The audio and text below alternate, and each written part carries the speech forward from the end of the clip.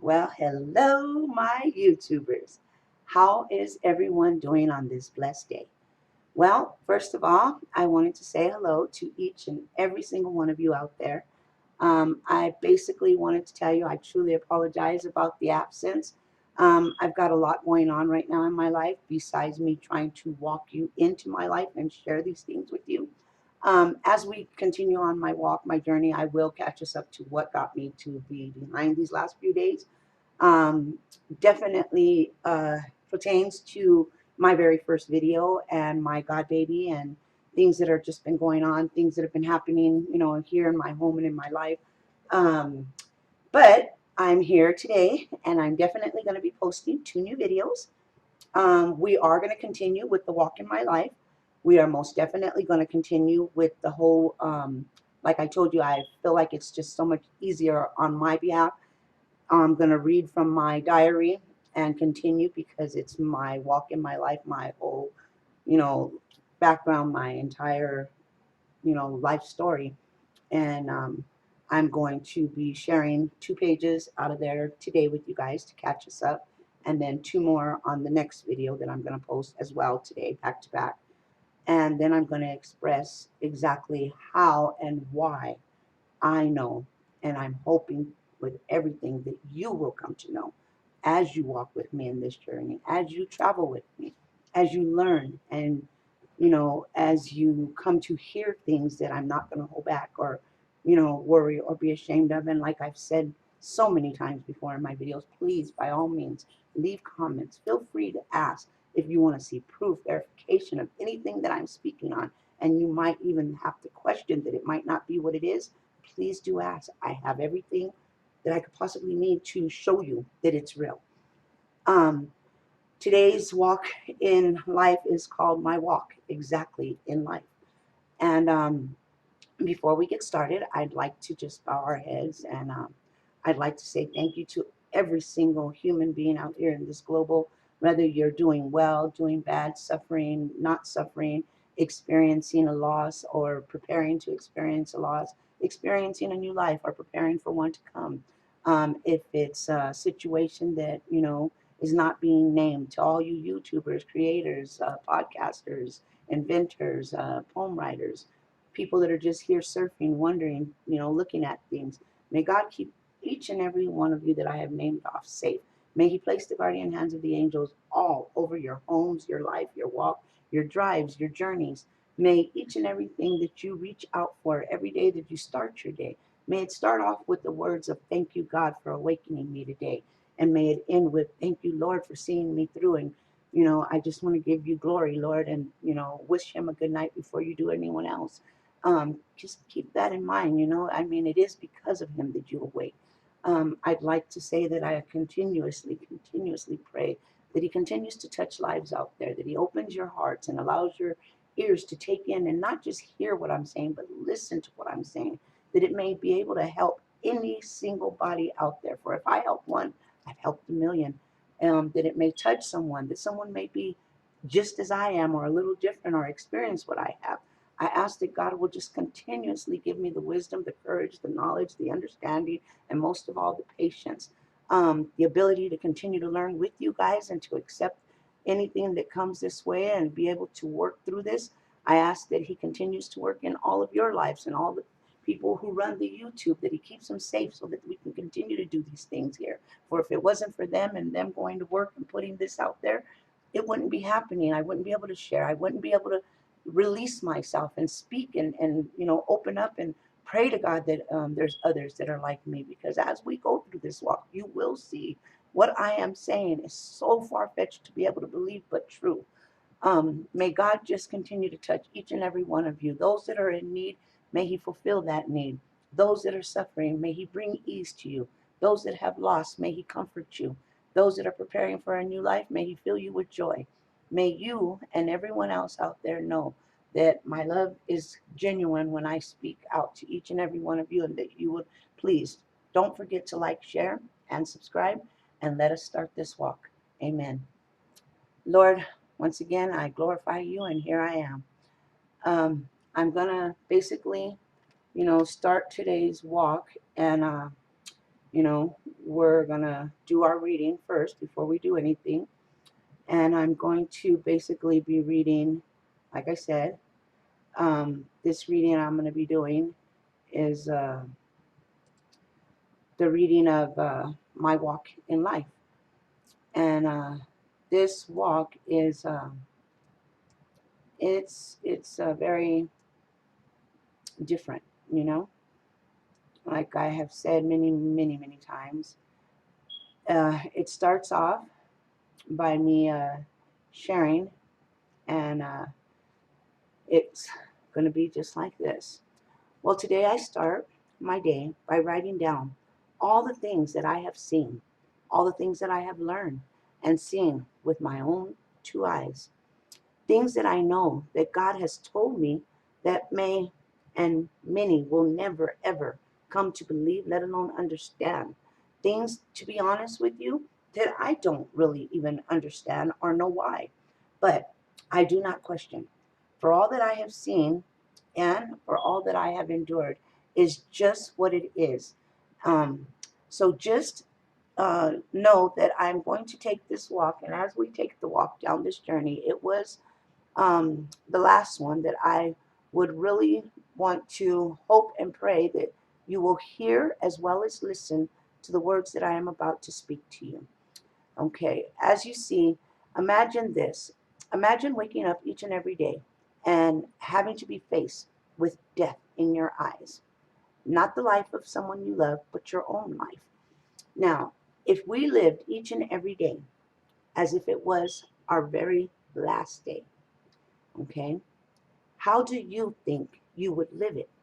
Do you realize that if you were to act the way that you always do on an everyday basis, and on that, you would find yourself much different just on the fact base that you were told that you would not make it to see tomorrow?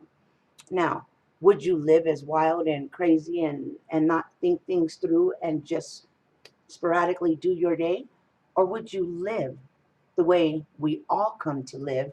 And it's so ironic because each and every being, almost 80% of us, come to this pace and do this.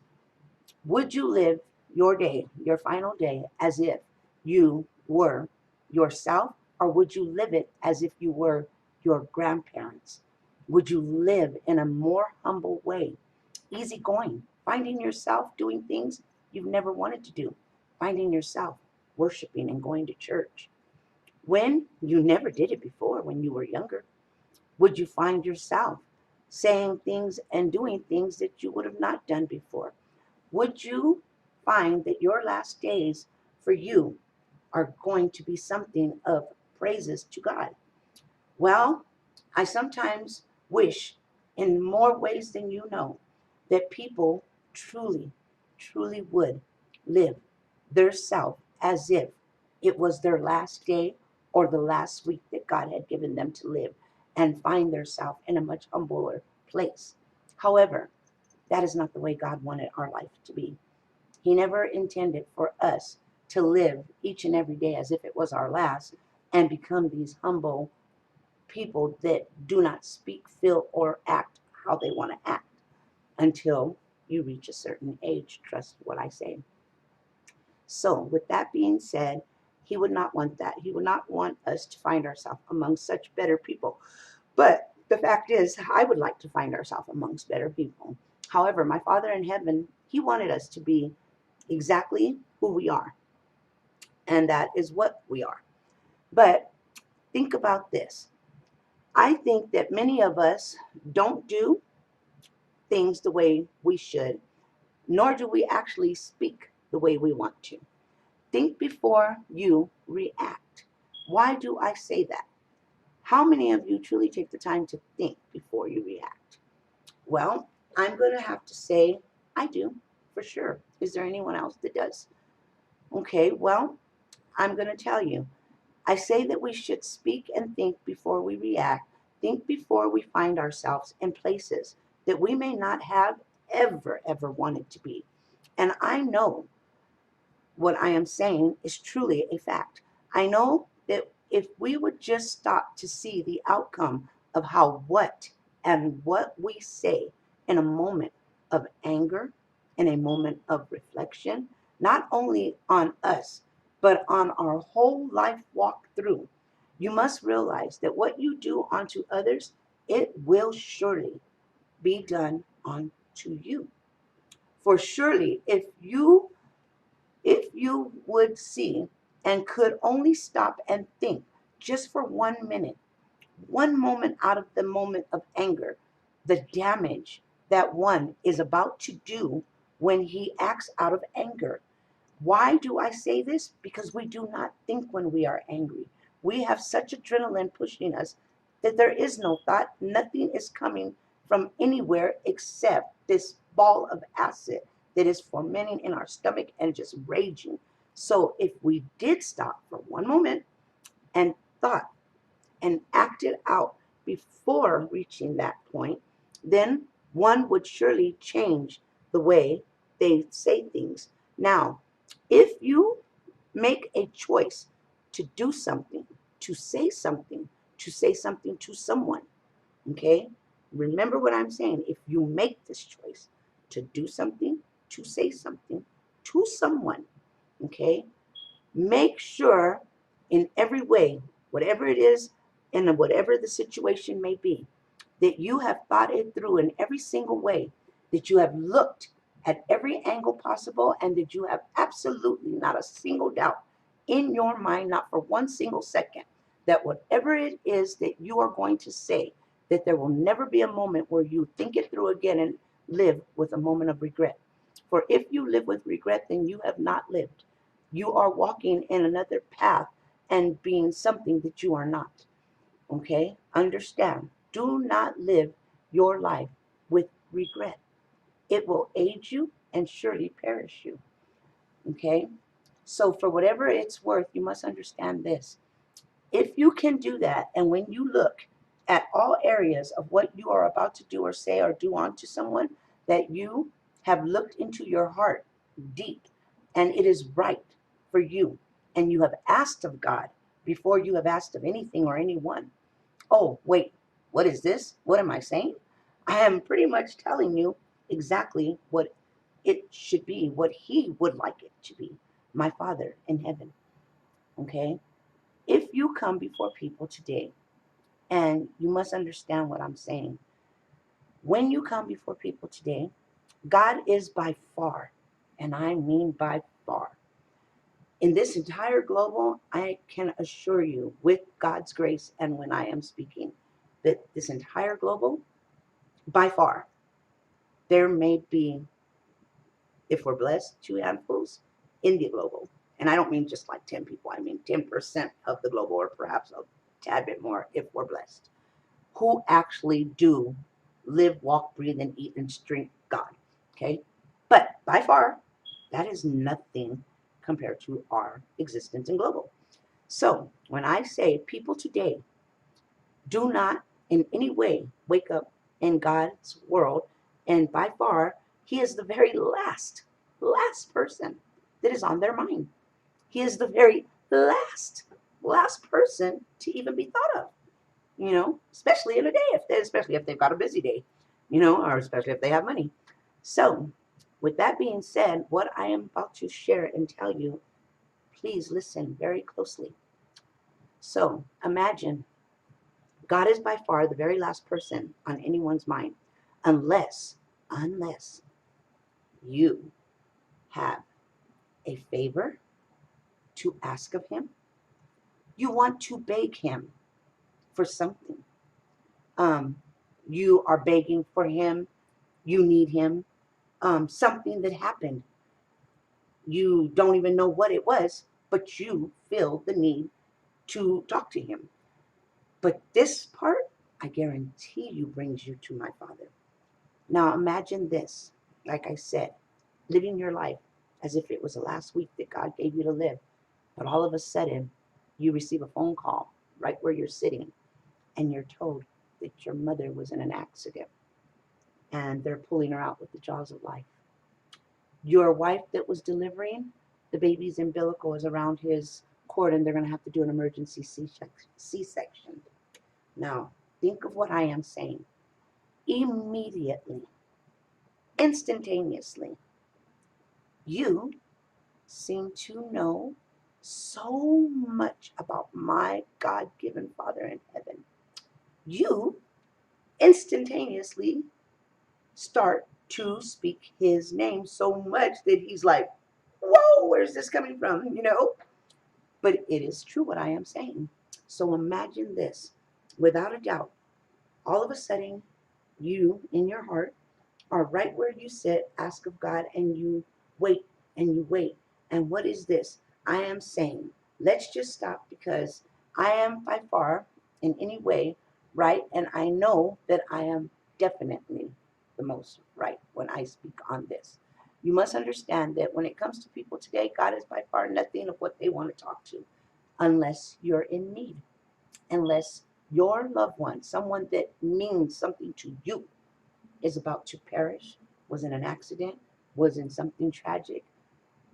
My Lord, it's amazing how I can hear all of you from a distance, and I bet you're not understanding. I can hear all of you when you speak to my dad with these words.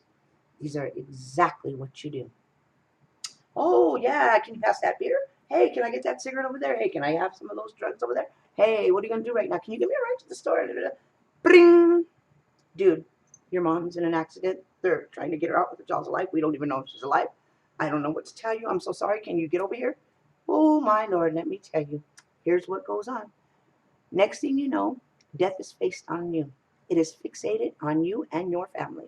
Your eyes are fluttering. You're scared to death because we have just been given the news that we are about to lose our mother, our father, our brother, our sister, our newborn child. Who knows? But yes, totally in an instant, my Father up in heaven, now, this is what he knows. He hears you. Next thing you know, you are fixated and stuck on this. Oh my God. Heavenly Father, oh Lord Jesus God, oh Father Lord Jesus, please Lord God, please, oh Jesus Lord, please, oh my God Lord Jesus, please. Oh my God, you guys gotta pray for me, please, please, please, God, God, God, God, please hear me, Lord, please, please don't do this. Oh Lord, I know I don't come to you all the time. Lord Jesus, Jesus, please, oh my God, please let my mother be alive. Please don't take her from me. Oh my God, what did I do to deserve this? Why my mother? Why? Please, Jesus, please, Jesus. And it's amazing to me. It's amazing. And I'm not clowning. And believe me when I say I am not clowning. I would do it if it came to me that way, and it has. I've lost everyone in my life. There is no one left.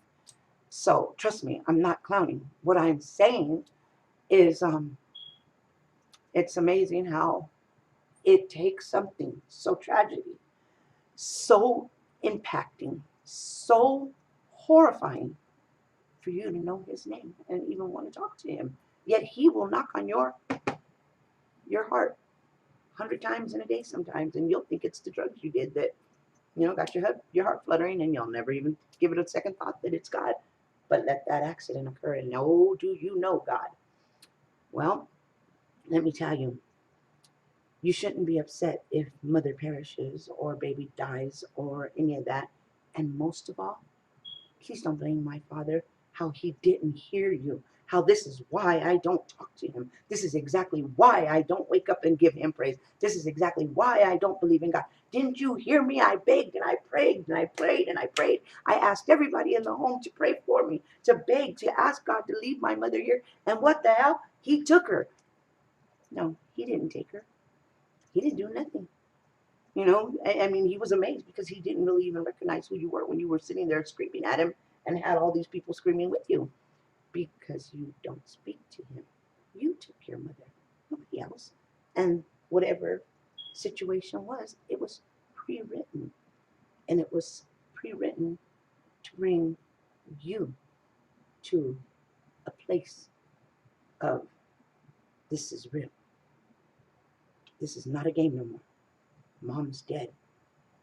What the hell happened? Dude, I'm impacted. I'm either going to go do crazy drugs and lose my mind more, or I'm going to center myself and look at God and say, I don't know why you took her, or if you took her, or what happened, or did I make her leave?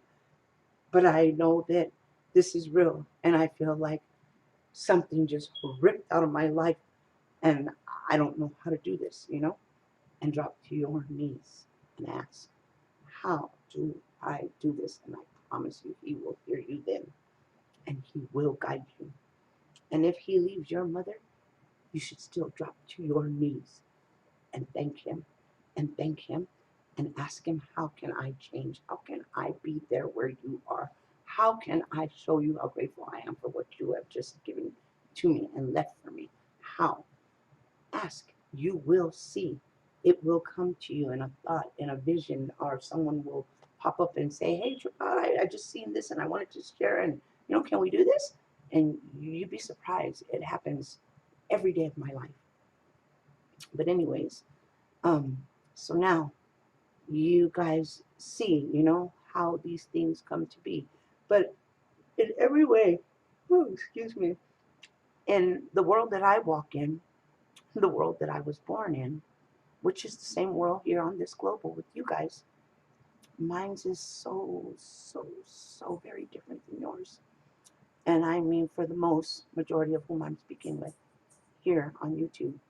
You see, every day when I awake, I thank God and I thank Jesus and I praise them and I glorify them and I let them know how grateful and how I am so honored that they find me, a nothing, just a woman, a sheep, a shepherd, just someone here trying to bid and do God's work and reach his people, the rest of his sheep that are lost, who don't know, people that have not been inflicted the way I have or even have any clue about him. That's it. Nothing else. Am I? Not rich. Pretty much barely making it in my life today. You know, as you walk with me, you'll see I lost my dad a few years ago. Try not to do that. Um, I lost my grandmother the day before my birthday. She died. I lost my two aunts in 22. I lost my beloved husband of 33 years in 21. And 4.5 months ago, I lost my mother. I have nothing. And I do mean nothing. I have a brother who does not even say two words to me. And I mean, I love him. God knows I do. I love him.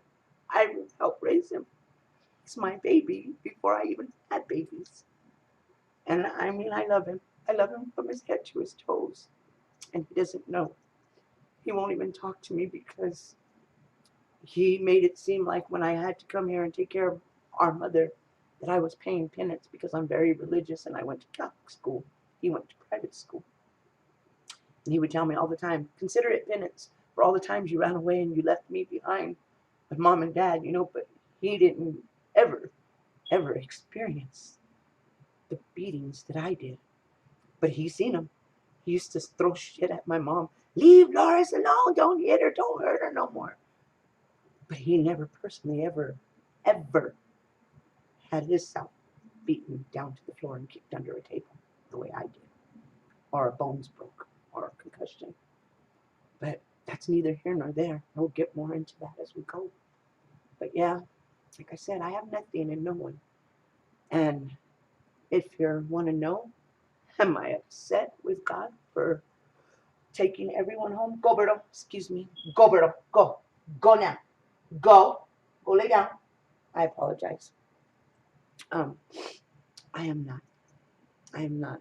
I'm not going to tell you that I don't hurt and that I don't wish that they were still here, because I do. God, there are some days I'm good, some days I just cannot even move or think, especially since the loss of my mom. And like being that my brother, he didn't come once to see her. He refused because he said he'd beat me up and all this other stuff because there was just so much going on and that he wasn't happy with it. And I understand. I do. But I could only do so much, and I have things that were going on in my life, and I've never told him how to walk in his. But he's always told me how to walk in mine, whether I was doing good or right or wrong, or being bad or being perfect, or being a saint or being a devil. It didn't matter. Everybody in my walk has told me where to step, how to step, why I should step, what to do, when I should do. So, with that being said, I mean, you can only imagine when I say how, don't live with regret, because then you're living and doing what everyone else is wanting you, not who you are. This is the first time in my walk, in my life, that I am doing what I want to do. I'm saying what I want to say. I am expressing and releasing and telling who I am without everybody going, hey, shh, don't say those things. Don't tell people that. Oh my God, they're going to think you're a voodoo queen. Oh my God, they're going to think, you do black magic. Stop, Dolores. Yeah, you shouldn't tell people you could see stuff. Dolores, that's why I locked you up in a, psychiatric. Oh my God, Dolores, you're going to have the neighbors say, we're going to have to move again. These are little, little, little drops in the bucket of what I have had to experience in my life, because I can see what none of you can. And I have proof, and I can show proof. I can hear a spider crawling under a table, but I can't hear someone sitting next to me speaking clear as day. I can hear if an ant is coming out from a cabinet or a roach, and can tell you exactly where it's at, where a fly is if he's in here. But I cannot hear someone sitting right next to me like nothing. And I lost my hearing when I was 8 years old. Had to have 4 different surgeries on my drums. Had to wear these big old weird hearing aids. Couldn't speak properly because I lost hearing in my vocal. Um, and they said I would never ever be able to dance, hear, or speak right. And here I am. God. Well, and like I said, my reasons are also because you can't even begin to know what it feels like being someone like me, someone who's different, someone who can see what no one else does. Most people would say, wow, that's awesome. What a gift you have. My God, you must have God in you. I mean, you have everybody has used to say this to me. Oh, what? You have like a personal line, huh, with God? Because, you can see what no one else can. I don't have a personal line with God. God has put me here to show He's real, to show He's as real as I am. Just can't see Him. You don't see this air I'm taking in, right? But I'm taking it in, and it's real too. So just keep walking with me, please, and listen. You know, like I shared about you guys coming to Him in a way that it's really so wrong and unseen and unheard of, because He's my Father. As you have yours here in flesh, He is my Father in flesh, in spiritual mode, in Savior mode. He is everything to me, and He is all I have ever known. He's the only reason I know that I am here and I am alive, because of my Father in heaven. So these things that I'm speaking are so very true. You see, what I am about to also tell you is that being me and being raised the way I was is such a very different way. I don't know,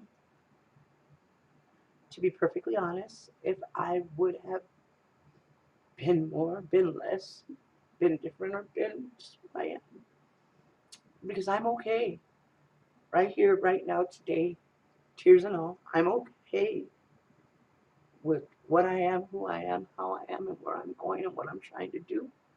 Because I'm doing what I know, speaking about God, sharing my life walk, and how it was. Also, you see, news of losing your mother, your father, your brother, your sister, unless you have, you can't imagine the impact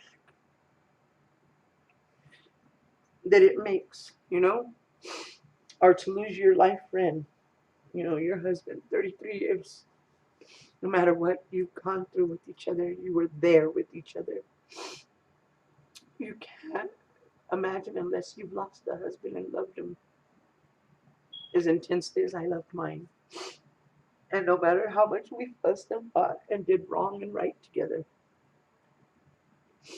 he was my person, my friend. He was my other savior. I have never compared him to my brethren, Jesus Christ, or my Father, Creator God. But Jaime Gonzalez was my savior.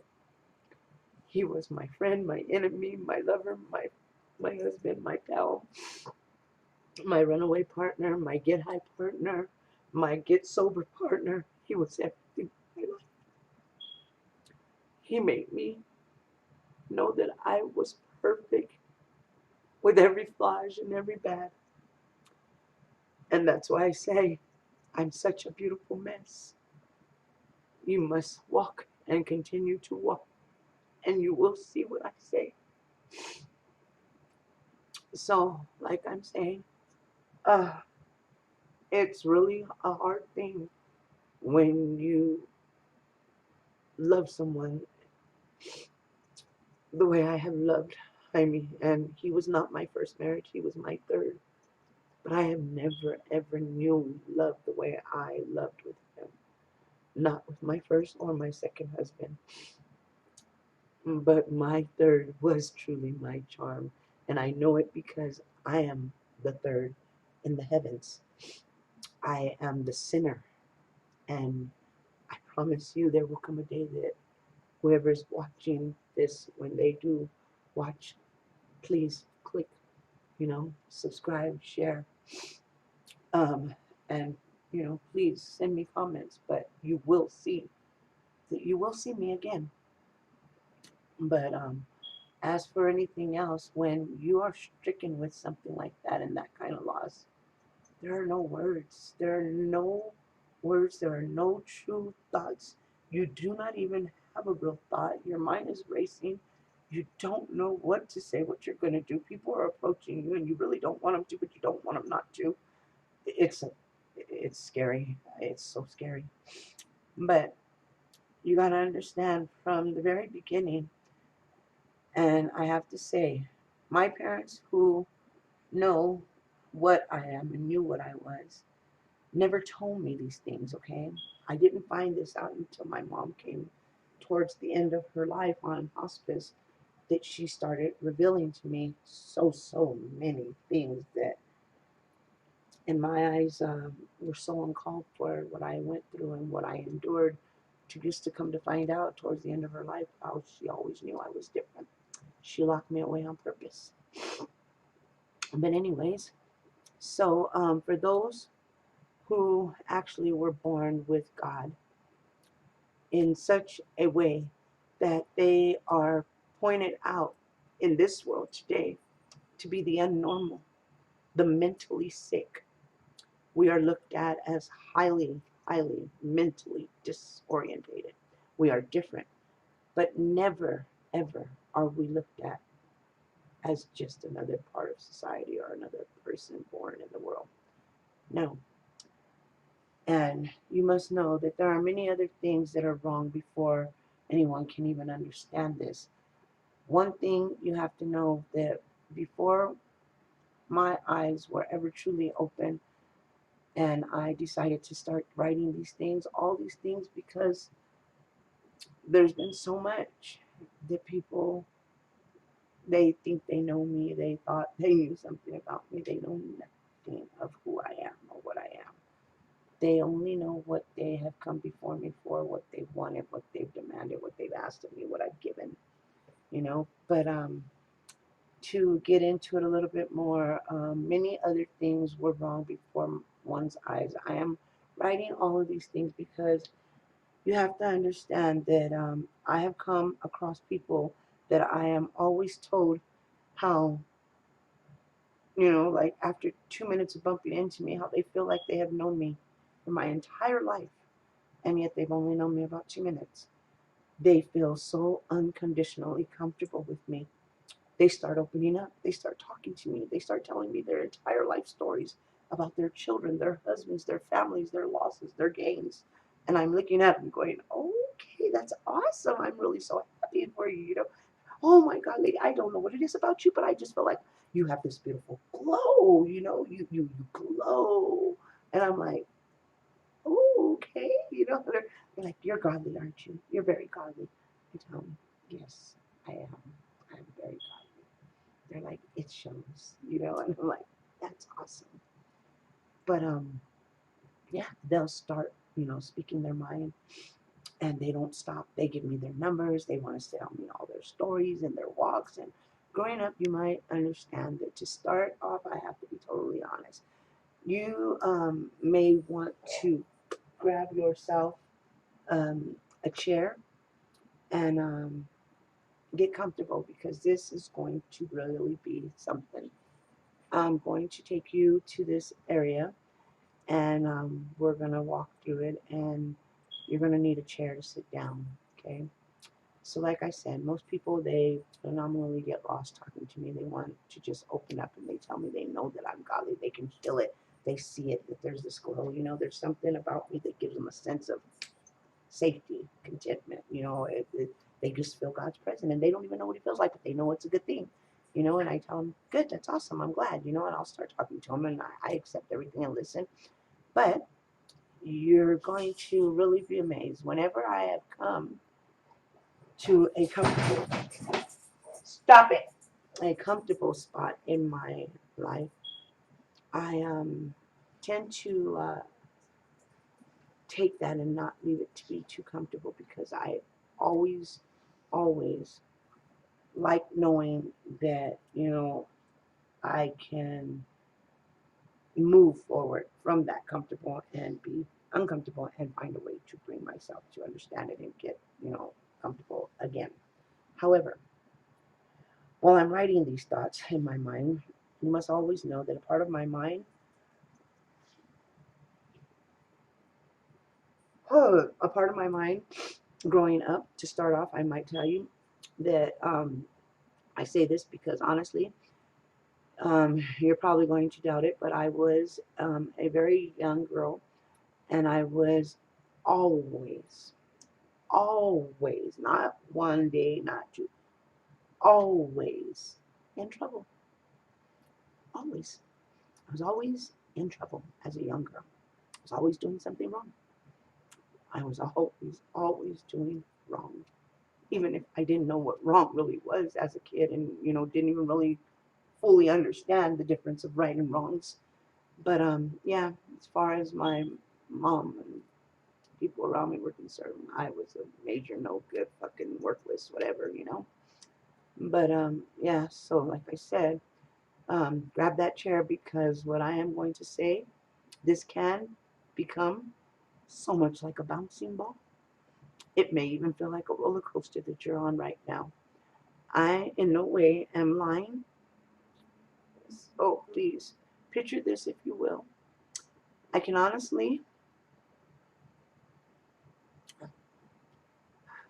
I can honestly say without a doubt that when I was a young girl, I was always in trouble for no apparent reason. Whatever you might want to understand, I bet you're wondering, well, wow, how bad were you? I mean, what did you do bad to anyone or for any reason?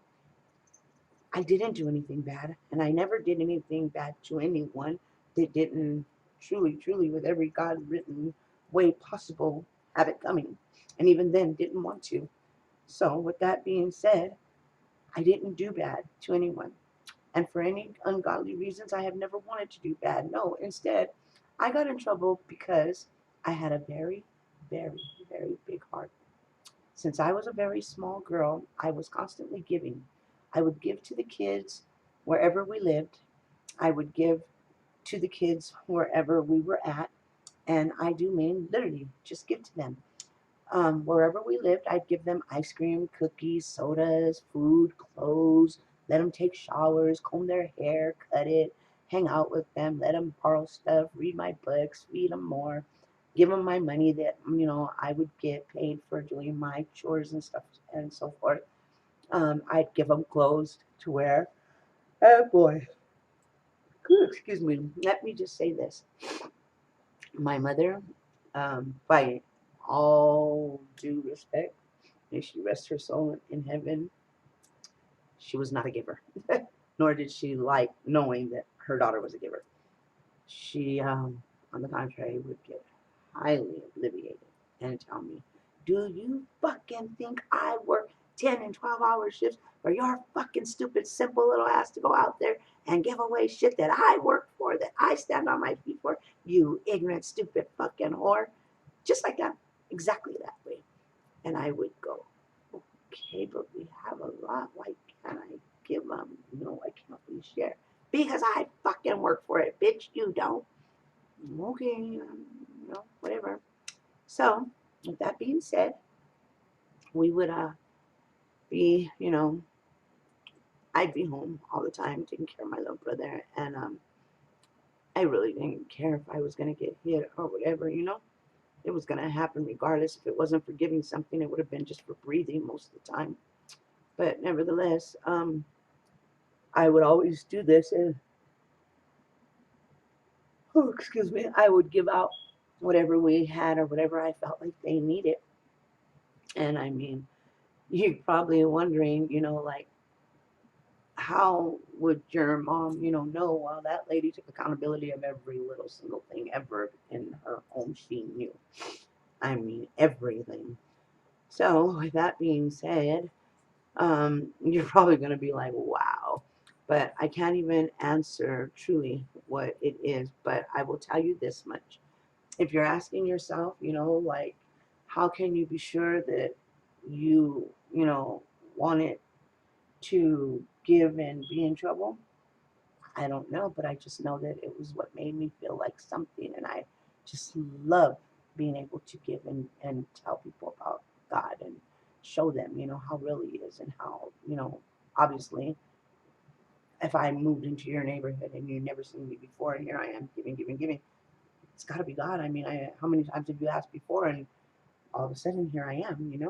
That's what I would tell people. And they're like, that's weird because you're right. Nobody's ever came and done as you do.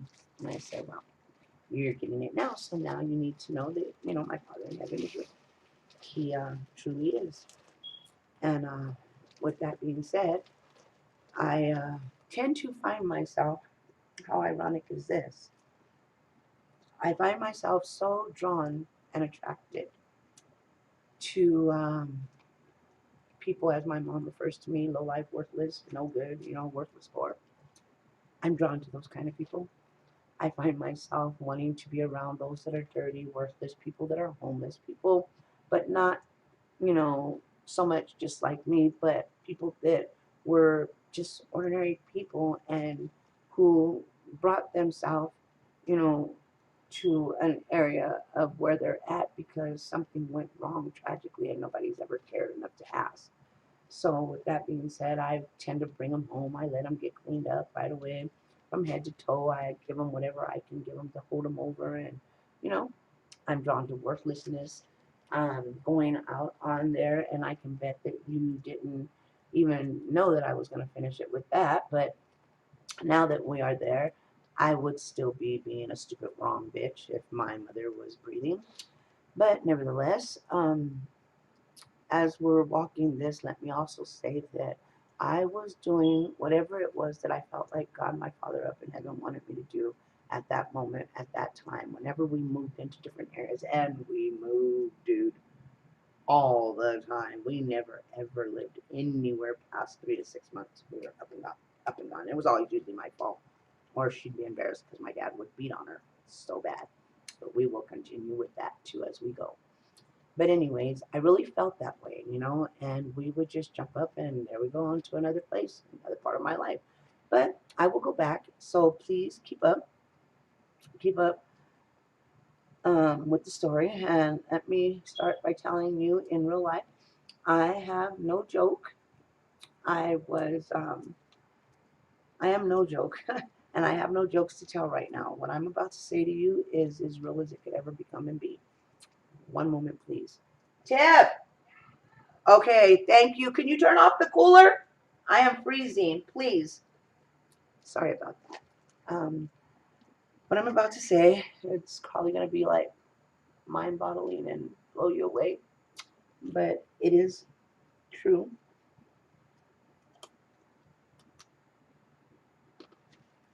Mm-hmm.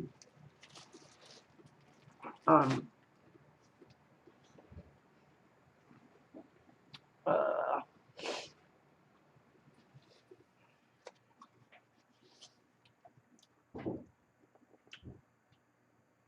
my daughter, my firstborn, wrote this book based on what I'm about to share right now with you. And when she wrote it, it had to be a true story. She had to be able to show proof of everything that she wrote, and she had to be able to bring forth reality paperwork and everything else, that would sustain and get this book out. She did this at Victor Valley High School here in the high desert. And anyways, let me just jump into where it was, and then I'll take you and open the book and show you the proof. I literally, sorry about that.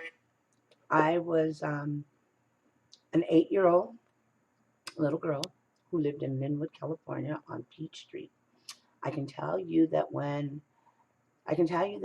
was a thing that I thought for sure would, one, go away, two, I would pray to God that I would grow out of, or three, maybe it was a dream.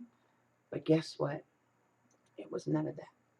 None of those things happened for me. So now I'm going to start by telling you something else. So, nothing in any way what I am about to say was in any way something that I can even tell you that I, thought was wrong or that I was doing wrong. I mean, I was just being me, being a kid. But anyway, I was actually about 5 when it started, but I was 8 when this actual thing that took place was documented in the city hall in Linwood, California. The police department came out, priest came out. The news in Linwood. I was 8 when all this took place. It was on Peach Street, Peach and Flower to be exact, by the old, under the bridge where the old Montgomery wards and stuff was. Then they turned it into like a outdoor or something over there. But anyways, yeah. So I can tell you that we lived there, and anyways, I would grow. I would grow and grow, and when I say grow, I mean literally I would grow like nightly, because it's like as if I could feel these things that would be all around and around and over me, and I just felt them. I could hear them. I could see them like nobody else could. And we were there living, and we moved into this house. And I kid you not, it started. Now, it was no longer just a feeling that was around me, that was swarming over me, or, making me feel like it was overpowering me. No, no, no, no, by all means. It became just as visual as I am. That's the way I'm looking at you. You're looking at me. That's the way I was looking at her. I was 8, and so was she. So, I told you that getting in trouble was like so easy for me, whether I did something good or I did something bad. It never seemed to amaze me, and how easy I could just find myself right back wherever I started from, and never ever anything good. So, next thing you know, we moved in this house. Like I was saying, I was 8 years old, and well, there was 5 houses in a row where I lived on Peach and Flower, and it was in Linwood, California. We lived in the first, second, we were in the third, and then there was 2 more houses to the back. Across from us, just as I'm looking at you right now, there was this field and this fence, and that would be the corner lot. And on this field and fence, it was like this burnt wood, burnt dirt. You could pretty much tell there was like some kind of really large accident there. But at one point or another, there was property there, houses, and they no longer were there. So, anyways, we moved into those houses, and I can remember as far back as I can tell you that I do remember asking, and it smelled weird, like as if everything had burned down there. So I thought, as the days passed and the nights passed, that I felt like this little girl. Now, when I say this little girl, I bet you're thinking to yourself, how the hell did some little girl end up in this lady's room when she was a little girl, and it was already late in the evening? Oh, yeah, it was very late. It was about 10:30 at night. And so, being that it was so late, now that's what I'm trying to say. Back to this part of the subject. You're probably thinking, okay, I heard that, but I mean, how did the little girl get in your room? Well, this little girl was a ghost, a real, honest to God ghost. And she looked like she was a picture of myself. We were like looking in a mirror reflection back and forth at each other. Well, anyways, she would come into my room, and every single evening she would jump up and sit on top of my little brother Miguel, on his crib, and she would every single night tell me, okay, um, I just want to know if you could do me a favor. And I would tell her, shh, you're going to get me hit. I'm going to be in trouble. Please, please, I'm going to be in so much trouble. You got to stop coming and waking up my brother. She's like, I'm sorry. I just want you to do something. I told her, what? I want you to help me find my daddy. Can you please help me find my daddy? And I told her, why don't you know where your daddy's at? She's like, I don't remember. Please, I don't remember. And she's telling me this over and over. And as the days passed and she started to talk more and more and tell me more and more, she didn't want me to get in trouble anymore. So she said, what is it that I can do for you so your mommy won't hit you anymore? I see how mean your mommy is, and I see how bad she hits you and stuff. What can I do? And I said, show yourself, dude. Stop just doing it to me. Stop letting me be the only person that can see you and waking up my little brother because I'm getting beat here.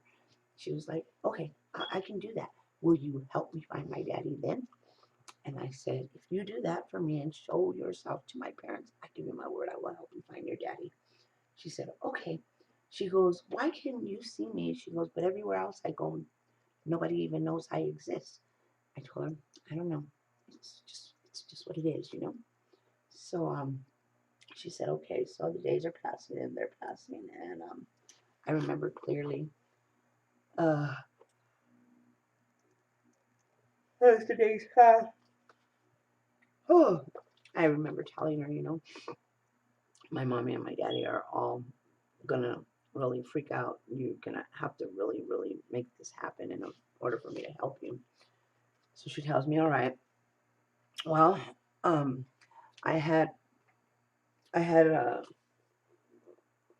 I would have to say that even when I was 5 and 6, and I would play tea parties, everyone said that I had this, ooh, way out there in left field imagination, and that I was such a, what is it called, an habitual liar, that I believed what I said, and that nothing I was saying was true, existing, real, or could possibly be anything of what it is.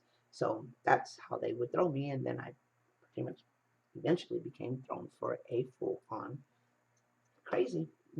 They diagnosed me with so many things. I've been taking psych meds, and if you wonder why I move a lot, it's the psych meds, because I have been on them for so many years of my life. And come to find out, my mom always knew that I was different and that I could see the dead and that I could hear what nobody else could. And she inflicted me with being signed in to psychiatric wards when I was just a kid and putting me on meds because she didn't like the fact that I would say stuff to neighbors, and it, we'd have to move again because my mom tell me, the things that I'm saying is going to cause problems, and why would you tell them that their grandma passed away? How can you sit there and tell them that, you're talking to their dead aunt? Doris, do you know what they think about you? But I'm really doing that. They're right there. Wasn't good. Wasn't good. It was wrong as far as they were concerned. But anyways, um, so like I said, I had told her, you need to do this. You need to show yourself. So she said, okay. So one night she fixed everything all up, and so she said, don't worry, I got you. You're going to be okay. I'm always going to be with you. And I said, cool. I think I might just like that, at least have somebody. whether nobody believes it or not. So next thing you know, I told her I would help her find her dad as soon as she revealed herself to my mom and dad. So every morning for one whole week, almost damn near two, I'll never forget it. My mom and my dad would call me into the room every single morning like clockwork. Why do you constantly defy us? What the fuck is wrong with you? Do you have a brain? You know, does it work? Do you need me to start your motor, you fucking stupid whore? Why must you make all this noise? Why must you act like you're talking to someone and wake your little brother up? I swear to God, Dolores, I'm going to break your fucking teeth. And I would go, but I'm telling you the truth, you know? And she would tell me, stop fucking lying to me, you fucking bitch. But I'm not lying. I'm telling the truth. I know my mom and dad would just go bizarre on me, and I mean, I was just freaking about that big, if not even less. And so you can't even imagine how I felt and started to believe and know about who I was just a low down, stupid, worthless, fucking idiotic whore who made up stories that I could see the dead and hear shit that no one else could, and I could predict shit, and I could read a person in a wink of an eye, and I could smell a fetus in a woman like this, and I could tell her if their father is the father or not without ever knowing him. But I was lying, and I was no good. And that's what I was told. Whew, wow, my whole darn existence has been made up of me being a freaking worthless whore. A no good fucking lying, habitual, stupid fucking cunt and bitch. And why must you tell people those stories and stuff? And that's why I put you away and locked you up. And I mean, I even tried taking my life. Not once, not twice, but a few times because I just figured, I mean, what am I doing here? I'm worthless. I'm no good. Come to find out, though, you will if you keep walking and joining me. That in my mom's time of being on it's too late to keep from going crazy. It's low. In my times in walk with her on her being on her hospice, she knew all this time. She knew everything. She knew that she put me on psych meds and put me to be a state reprimanded number in the state of California, which means I have to report to Social Security. My mind has to be put like on these machines, and they put shunts in my. It's a lot. It's a big process. We'll talk more about that though. But let me just continue this. So anyways, I can tell you that I remember clearly that my mom and dad, they were just so obliviated, and I got a whooping. This went on every single day for like a week or 2 weeks. Call low! Because I don't know if she's going to, excuse me, get a ride or not. Make sure she's okay and that they haven't all abandoned her at the school. Okay, but you should call her, Tiff. So, I mean, anyways, like I said, I got, constantly for like almost 2 weeks straight. And then I remember telling her, I can't take it. I don't want to get hit no more. I'm tired of all this.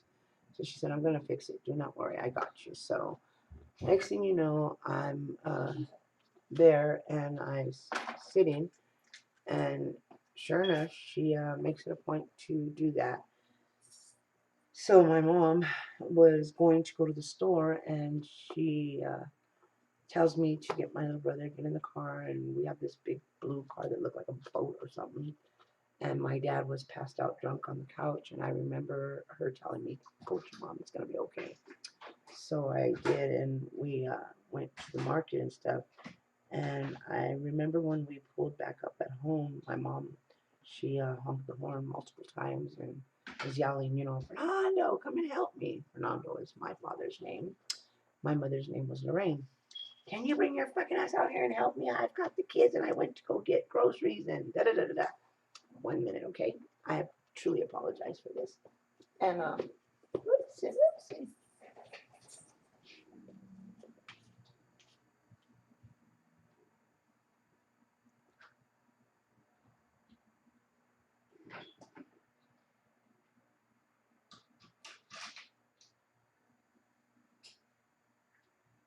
Get out the window early. I'm here yet.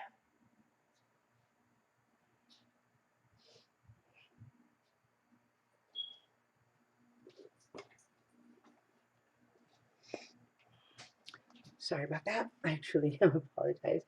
But anyways, I had to lock my door because people like me who are just way far out there just never know and don't know if someone would want to do something to me because I'm a weird one, you know, I'm no good. But long story short, um, so anyways, my mom's honking and yelling and screaming and telling my dad, you know, come out here, help me get the kids out of the car and all this other stuff. Well, during the time that my dad was on the couch and passed out because he was drunk and had, you know, got high on weed or whatever you want to call it, marijuana, I remember him jumping up off the couch and he tells my mom after she honks and honks and he says, "Man, you know, why didn't you fucking wake me? Why didn't you wake me before you took off, you know? And why didn't you tell me you were gonna leave out here with me? Why didn't you let me know you were gonna leave her and that I was gonna be watching her? I wouldn't have fucking passed out, Lorraine. What the fuck?" And she said, "What the fuck are you talking about, Nando? What shit did you smoke now? What are you speaking about? What I don't understand what you're saying, you know?" And he's like, "Yeah, you left Yaha here with me. You know, she fucking came and she slapped the shit out of me in my chest. Oh my Lord, she made me jump up. I wanted to smack the shit out of her, but instead, I told her to take her butt and go back to her room and go lay down." And my mom looked and she went like this. And she said, "Nando, can you do me a favor and look in that car right there?" And he said, "Surely I can." And he leaned over and he got as pale as a ghost. I mean, he was pale. And Nymeria, get out of there now. Thank you. Lay down. He got as I only had to get her out of there because I just got the EBGBs when I moved like this. You see, I can tell you that there's a couple shadows behind me and feeling this weird feeling. It's so weird. I don't know how to express and share, but yeah. Anyways. Oh, here's the better part, everybody. My dog is no longer even in the blinds, and there is no reason for them to do that because they were all closed, and whenever they usually get out of there, they automatically close. But you see, if you can just open your mind as I do and pay close attention, there's two, one on each side that I am feeling that have come into present. And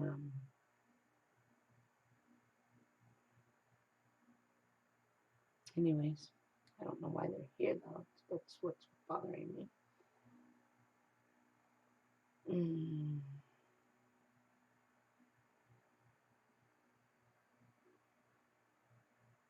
Can you guys please can we close those blinds? Can we get those blinds closed? Probably. Close, close, close, please. I would like my vertical lines closed. Close those vertical lines, please. Close them all. Appreciate that if you guys could just close them. I bet you're wondering who's gonna close them. Who are you speaking about? You know, but you will come to see as you go on with me that I don't say anything that's not what it is. But anyways, let's just hope they get it closed. It feels weird, but yeah. So like I said, and now my dad was like as pale as a ghost because the little girl, when she was there and I was with my mom at the store, She went as hard as she could in the dead center of my dad's chest, and he didn't have on a t-shirt or nothing, and he was passed out drunk, and it just like threw him off, you know. So he jumped up, ran outside. My mom said, "Can you look in the damn car, Nando? There's your son and daughter." He said exactly like this after he got pale as a ghost. "Oh my God, Lorraine, son of a bitch, Lorraine, Vieja was telling the truth. Do you see these chills that I am getting right now?" And he said, "Our daughter, we've been hitting on her. We've been hitting her. Look." And she was telling the truth, babe. She didn't lie about anything. Oh my God, I feel horrible, babe. I saw the little girl. She looks just like my Vieja. She slapped me and looked at me, and I yelled at her, and she walked straight into Vieja's room. Loris never lied to us." My mom said, "Nando, what the fuck are you saying?" He said, there's something here in the house. Dolores isn't lying. She's not the one keeping Miguel up. She's not the one making all that noise. There really is something here in this house." Oh Lord, that was it. That was it. I thought, this is it. I'm finally not gonna be in trouble. They're finally gonna believe me. I'm not gonna be, told all these dumb, weird, awful things anymore. Well, that was not the case. That did not work out that way at all. Excuse me, but on the contrary, instead, my mother tells me, "So, you really see something, huh? Oh, I knew you were different. They told me that when I delivered you." And I say, "When you delivered me?" "Well, we're just not going to talk about that," she said, "but nevertheless." I said, "Hold 1 minute, please." "What happened?" Mom, there's fucking cops like crazy right here at the fucking corner, bro. "What corner?" The corner right here where the mic is at? "Oh, okay, why?" I don't know. They have someone pulled over right there in a truck or whatever, and then the fucking like other 5 cops just like scattered. Like it was fucking crazy. "Well, you better not be on your phone. Please be safe. No, I'm not. Be I'm just calling to tell you what the mom. No, that's fine. Just please be careful. Get there and get back, because you're gonna die laughing when I tell you when you get back how when you left. Um, I'll just tell you when you get back. I love you. I'm still making my video and I'm interrupting it. I love you. Bye. Follow me, y'all. Okay. So I apologize. That's my daughter. She's always worried, and I mostly because she really should not be driving. She does not have a driver's license, but I entrust her. She is on my insurance, and I, sometimes just I need her to participate and help out here in this particular home and with my granddaughter because I have custody of her. And she just got out of school. She goes to a Christian private school. So, long story short, let's get back on track. So she turns around and she says, "So you really see something? They told me you were different. They did. They told me that, and I just, didn't know what to believe with that. And I always knew you were different, especially when you'd sit for hours and talk at your damn little tea parties you'd have with your play doll and your table and chairs that I purchased you. Who would have thought? So you really do see this. And I'm like, yes, she's real. She's really here. So now, as we were going on back on track, like I said, my mother decided that she was going to look in to see who did live on the property that was across from us. What happened huh, to the homes and to the people that were there? How did it happen? And was there any little girls that lived there and all this other stuff, right? Then she called the darn priest from the Roman Catholic Church, and she went and talked to City Hall. She just did the most, but nevertheless. Now, let's not forget that through all of it, you can't even imagine how many times I was so scared that I often thought that I was just literally going to die. Because I mean, come on, I was home, not nothing, but I was literally like everybody's housemaid, housekeeper, housekeeping, you name it, that's what I was. I was anywhere and everywhere and nothing to anyone. Beaten every time. Every time my dad beat my mom, you best be knowing I got beat bad. Every time my mom got cussed out, so did I. It was like a ripple effect, but never made it to my brother. Never. Um, so a lot of things in my life were always just what they were, and so trust taking my chances sometimes with the outside world was something of a better choice when I was younger. I started running away and I was petrified of the dark, but hell, being in the dark was so much better than being beaten, I promise. So now let's not forget that through it all, I can't even imagine how many times that I really thought that, when I would jump out that window and it was dark, that was going to be the last time I would jump out of a window. Someone was going to cut my throat or, do something else to me. Or, you know, sometimes I just thought, today's the day I'm going to get beaten. My mom's going to kill me, and I'm finally going to get to go back home where I belong, where I'm loved and cared for in heaven. So, with that, I really, really mean that when I tell you, I don't think I ever was supposed to be here. So many people think they know me and know nothing about me, and so many people hate me and don't even know why. I don't really ever do much of anything or say anything until you make me, you know? But nevertheless, now as a child, you really don't see past what we think should be because, as far as I can see and I can understand, it isn't that I didn't ask. It isn't as if I asked to be born. Why should I have to go through all of this? Because God has a plan. And although it won't feel or seem that way at all, as we are taking this walk with me, and we are, through it all, these things that I am sharing with you, you must understand we do things when we are young because we think that, there's no need for our Father up in heaven. We do things when we're children because we don't know the concept of not doing what we want and we're learning. But when you are a young adult and you do things, you are very much held accountable for it. Well, let me just say this.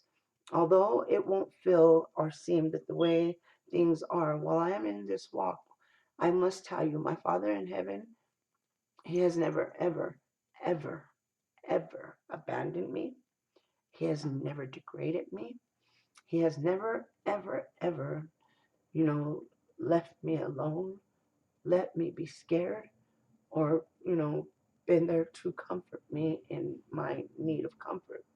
He has always been the most. And yet I can tell you that although you guys can't see him, I know I feel his presence instantly when I'm scared. I can feel him wrap his arms and his warmth. It's such a feeling that I can't describe. It's so perfect and it's so safe. And he's never hurt me, ever.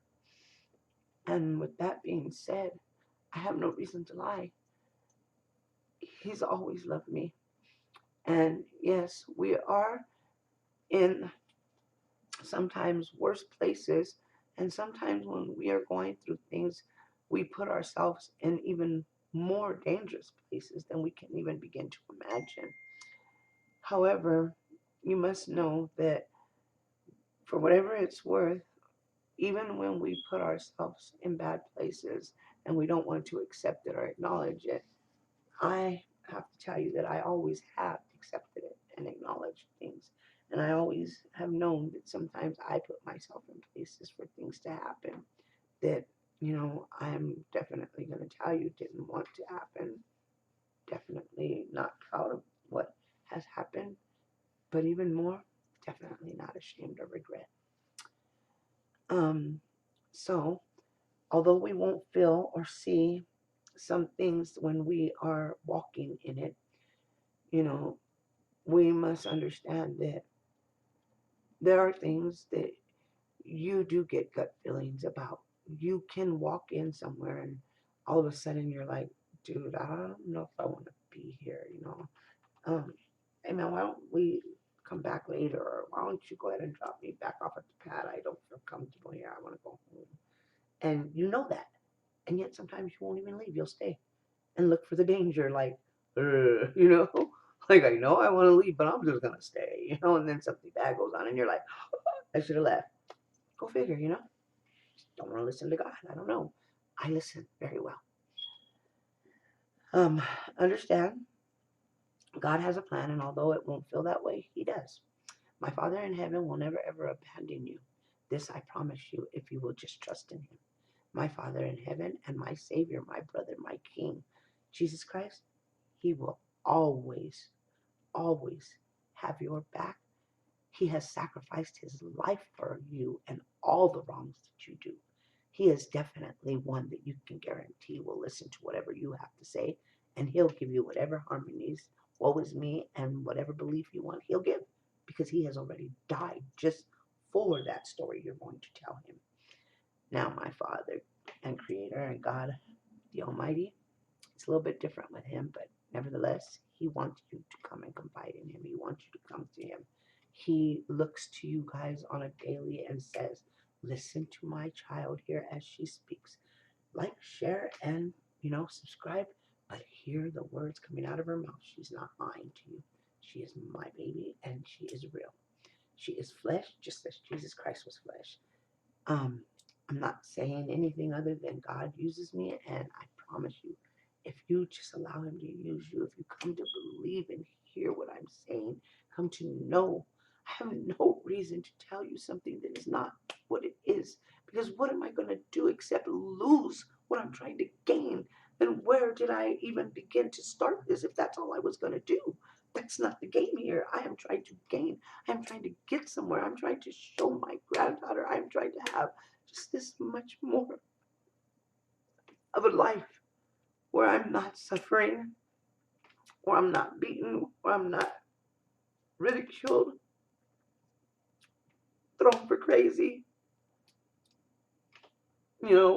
People walk up and, hey, can you read me? Can you do this? And how do you do it? How come you can do that? Are you a voodoo queen? No, I just want to be able to walk in somewhere with my granddaughter and just eat, laugh, just feel like others do without looking over me like, oh my God, they're gonna I just know. And right now at this point, everything I'm doing is because I want to. I want you to know I'm real. I want you to come and trust me. If you give yourself just one day of believing and have a little bit of faith and one grain of salt in the hope and a little bit of desire, you will see I'm not telling you nothing that you'll feel me. You will feel me that I'm real. I'm telling you everything real. Please know that. He won't abandon you. He won't let you down, and He won't hurt you like others. You have to know that He's amazing. He's perfect in every way. He is perfect. Through all my wrongs and my bads, He loves me for me. Pretty much like Jaime did too. But nevertheless, it's okay because I'm not gonna tell you that I'm happy about his passing, but I'm definitely gonna tell you that Jaime was quite the man, and he did a lot of things that should have never, ever, ever been done to someone that loved him as much as I did. But it's okay. I accepted him for who he was and loved him just as he loved me. I never hurt him as he hurt me, but that's neither here nor there. Every day, though, that I am here with this walk and I am presenting myself and being honest to the entire global, I am praying, and I've been praying, that God would bring forth another gentleman in my life. I am not no young spring chicken, but I am by far feeling anything old.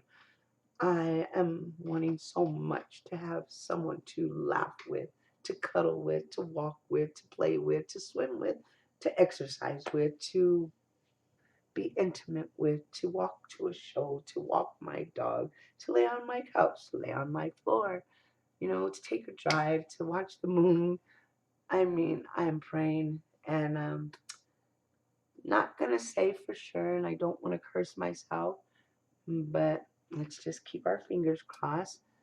Um, kind of been introduced to some person, and I don't know. I know it's all fresh right now. It's only been a couple of days, but I do like the talks, and he's a little bit different. But that's okay. Different is what I am. So who knows? Let's just keep my fingers crossed. Maybe I'll be blessed not only with being able to finally live and make it somewhere in this world, but have a whole new life where I can spend with someone and enjoy who they are as they enjoy who I am, and not have to share my significant with every other female and the world and then wait for them to come home and want to talk to me. Let's just, I'm begging you guys, keep your fingers crossed for me. But yeah, anyways, let me continue on this and not get sidetracked. So, like I said, if you would just please, give him the benefit of the doubt. Trust me, what I'm saying is very, very real. Um, Growing up back in the 50s, 60s, 70s, and 80s, we did not go through things, and we did not go through some stuff like others do today in this world. Growing up, it was real fucked up. You see, because things that happened to us in our childhood, um, that were not mentally as well or physically as well as people are today. Well, we physically got fucking knocked out, got beat. There was no CPS, there was no worker, there was no teacher telling you, oh yeah, tell on mom and dad, we'll get you taken away, you'll go to a new home, mommy can't do this to you, daddy better not do that. No, there was none of that. You got your fucking head knocked in a wall, your arm broke. I had fucking, excuse my language, I apologize, Lord, please forgive me. Um, 32 concussions to my head. My brain was so swollen that it rised out of the yeast and water that our brain sits in. Okay, that's how swollen it was from my mother. Okay, we will continue and I will speak about that more. Anyways, but it was what it was, it was normal. It's shit happened that way. Things that happen to us, nobody spoke on, and God forbid if you were a mental case, nobody wanted nobody to know about the neighbors, not any. Oh God, let's not let the neighbors know she's different, she has problems. We don't want them to know that. We're gonna brush that under the carpet. Don't let anybody see. Lock her away somewhere. Put her, and just throw away the key. That's what they did back in those days, and it happened to me. Whoo, Lord, and we're not even gonna go there. But nevertheless, I will tell you this: I always wanted, more than anything, to live my entire life at my grandma and my grandpa's house, because those two people loved me just the way I was. A beautiful fucking mess. No good. Worthless. They loved me. They loved me unconditionally. Just like God and Jesus. So with that being said, I wanted to grow up with them. I thought that my mom was like the meanest, worst person that she could ever be in the world. In every way, I felt like she was literally the devil's sister or the devil's wife, something. And no matter the time, hour, I have to be very honest with you, it seemed as if she was never ever happy for the most. I often thought to myself, she could not ever be so, why can she not always be so upset? Why can she not just be happy once in a while? I thought this daily. And then as she beat me more, ridiculed me more, degraded me more, um, God, I can't even, it's just going to get better. Let me tell you, there's some more things you just are going to be phenomenally like, whoa. But as she continued to do these things, and every time anything went wrong, or a spoon was in the sink or a cup, whoo, I got yanked out of bed by my braids. My ass got kicked by her with these steel toe shoes because she worked in a glass factory, and called everything you can imagine except my name. I mean, I really started to grow up thinking my name was worthless, two-bit, fucking bitch ass hoe. You fucking whore. My aunt, she never ever called my name, on God. And I would never do that and put anything on God.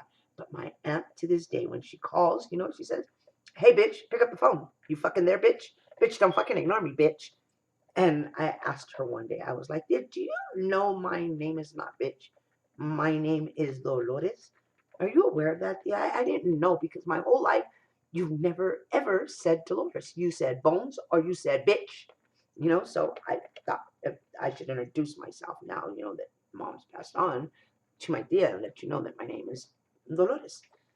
But all joking aside, and to be perfectly honest, I really felt like she was so angry just in general, no matter what it was, she was mad. And I couldn't understand it, or why a person would want to go through a life walk so angry like that, and why she was so set on hurting me, but she was. And well, long story short, um, it's amazing because you know the little girl that I told you, the little ghost, and my mom making all these hundreds and hundreds of phone calls. Come to find out that there was property there. The back house was empty. The fourth house is where they lived, the dad, mom, a baby brother, and the little girl that looked like me. And the third house had a family that had taken Christmas vacation and left, and the front house was evicted.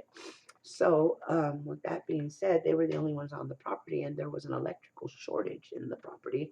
And the night that the little girl came running because she leaned against her wall and it was hot because it was on fire inside, she ran to go tell her dad, and he was running to tell her, "Don't touch anything, don't turn the lights on." And he went to reach to stop her from turning it on. She clicked and turned it on, and whoop, it ignited. He flew back into the wall, and he was there, and he hit the stove. When he did, the compression of hitting the stove again, and that, like, that instant, he flew straight through the roof and ended up across the street over where this old Jamaican woman used to babysit me.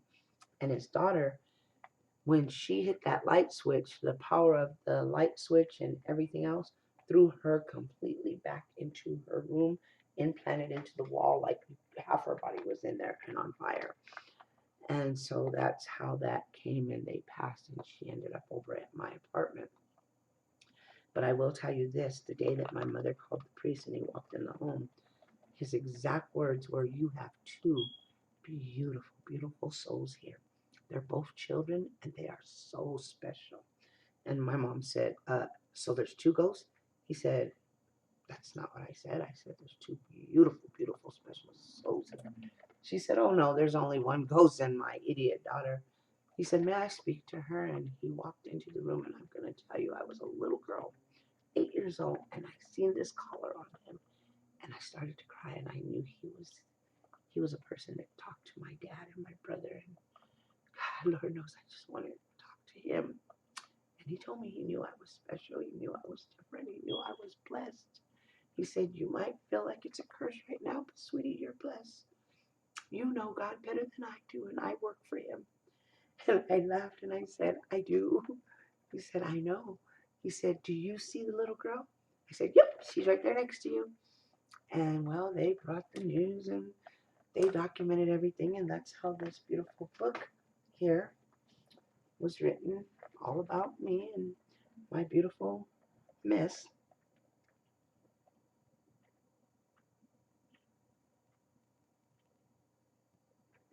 So, um, here in this book, it's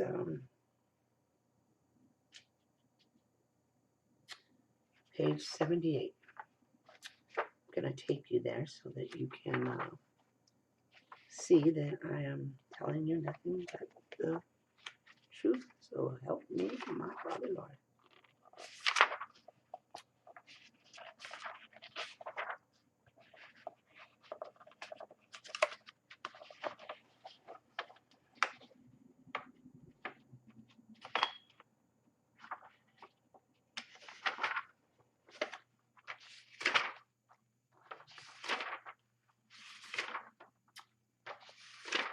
Okay, 78. Okay, can you guys, are you able to see what it says? Okay, it basically says here, um, a ghost doesn't always come for trouble, by my daughter's name, Angelica. See that? Angelica Salazar.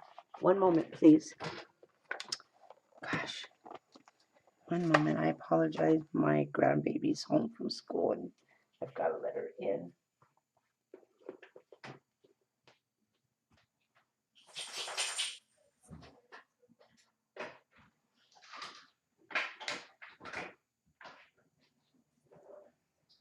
Well, he's on the hunt for something. Oh, wow. Will you make me a quesadilla? I'm almost. I'll tell you in a second. Let me just finish showing this book. Yes. So. Shout out to me. Follow me on. No, I'm just kidding. Anyway, so this is her book and her story that she wrote. And you can actually see here, it says, a ghost doesn't always come for trouble. It was in the year, and she quite naturally changed the year and stuff. But I will definitely let you know how, or you can ask me and I will print.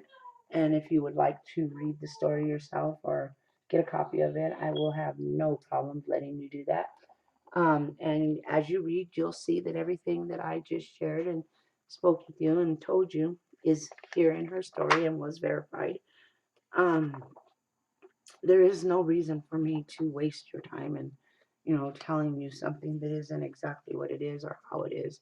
So with that in mind, I just want to tell you guys that I'm praying, every step of the way that this is going to be something that can help me to become more, do more for my granddaughter, for my daughter, for myself, put us in a little bit better of a place, because most of my entire life I was so convinced I was this crazy, worthless, Sybil personality, no functioning mental problem, worthless hoe. And I mean, it's really harsh. That's why I said, know that when you say things that some people don't know how to react, some people don't grow from them, some people don't even know how to move forward from it, some people don't even know how to do anything with it.